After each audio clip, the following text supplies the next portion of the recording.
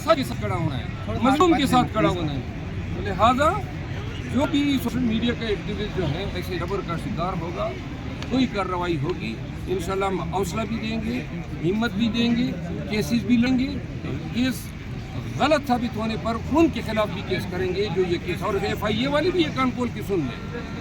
Case दायर करने का मतलब ये है कि केस होगा तो दायर करो, अगर बगैर केस के सियासी और असर रसूख के तहत आप लोग जो है साबित को नाजायज तंग करेंगे, इंशाल्लाह हम ऐसे। अच्छा, ये जो मामला छेड़ा था, ये उस्मा गुल साहिबा ने छेड़ा था, सॉरी उस्मा बुखारी साहिबा ने छेड़ा, अज़मा बुखारी।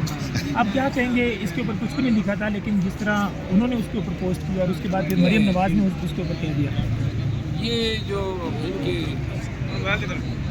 स्पोक्स पर्सन हैं, इनको कम से कम ये एहसास तो होना चाहिए ना कि अपोजिशन, अवाम और जमहूरियत के मतवालों के साथ इन्होंने क्या क्या नहीं किया, कितना ज़ुल्म जबर कर दिया। ऊपर से आप इनके बयानात जल्दी पे तेल का काम कर रहे हैं।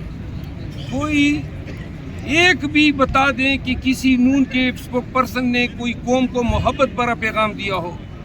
हर वक्त नफरत से भरपूर इनके पैगामात होते हैं, धमकियाँ होती हैं, फला कर लेंगे। अब ये कोई बात है, हेलीकॉप्टर की तस्वीर लगा दी और आप कहते हैं जी पर्चा ठोक दो। और भाई आप फिरौन बने हुए हैं 2 साल से, लेकिन जिस तरह फिरौन तबाह बर्बाद हुआ था, इंशाल्लाह अल्लाह ताला की ज़ात और ये कौम उसी तरह आपको तबाही गिरा पे गमजन करेगी।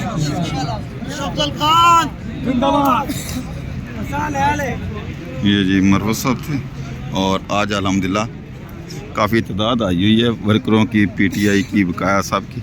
आपने देखा आज माशाल्लाह काफ़ी तादाद आई है, वकला की भी, वर्करों की भी और बकाया साहब की भी।